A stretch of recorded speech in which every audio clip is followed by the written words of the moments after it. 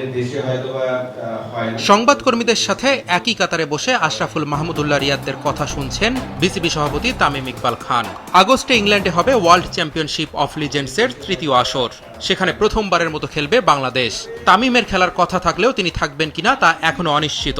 তবে এক সময়কার সতীর্থদের অনুপ্রেরণা দিতে ঠিকই এসেছেন সংবাদ সম্মেলনে। সবসময় ভাবছিলাম যে আসলে বাংলাদেশ কবে খেলবে। ধন্যবাদ আপনাদের যে আপনারা সিজন 3-তে টিমটা নিয়েছেন। তো আমাদের একটা অপরচুনিটি, বাংলাদেশ থেকে আমরা সবাই যাওয়ার একটা অপরচুনিটি আছে খেলা ছাড়ার পরে অবশ্যই যেটা বললেন যে যেহেতু এখন কোচিং এসেছি খেলতে পারবো, এটা খুবই এক্সাইটেড, ভালো লাগে।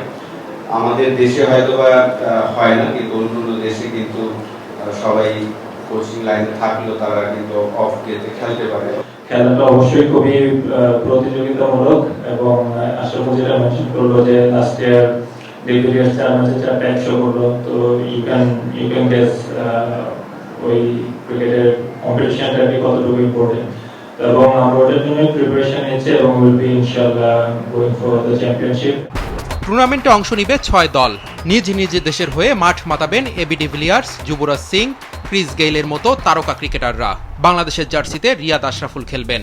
এছাড়াও দেখা যেতে পারে সাকিব, মাশরাফি আর মুশফিককে। WCL আসলে খেয়াল করতে গেলে লাস্ট 2টা যে এডিশন আছে, ওয়ার্ল্ডের সবচেয়ে বড় যারা লিজেন্ড, আমরা যাদেরকে মনে করে রেখে যে যাদের খেলা দেখে বড় হয়েছি, তারা সবাই কিন্তু এখানে খেলছে।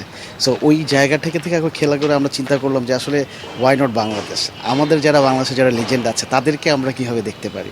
সো ওইখান থেকে আসলে আইডিয়াটা আসা। আমাদেরও ধরেন যারা রিসেন্টলি রিটায়ার করে গেছে তারাও আমাদের টিম ইনক্লুশনে আছে, যারা আগে খেলেছে তারাও আমাদের টিমে আছে। আমার কাছে মনে হয় একটা হাড্ডাহাড্ডি লড়াইয়ের খেলা হবে। 2024 সালে শুরু হয় এই টুর্নামেন্ট। প্রথম শিরোপা জিতে দক্ষিণ আফ্রিকা, পরের আসরে ট্রফি জিতে পাকিস্তান।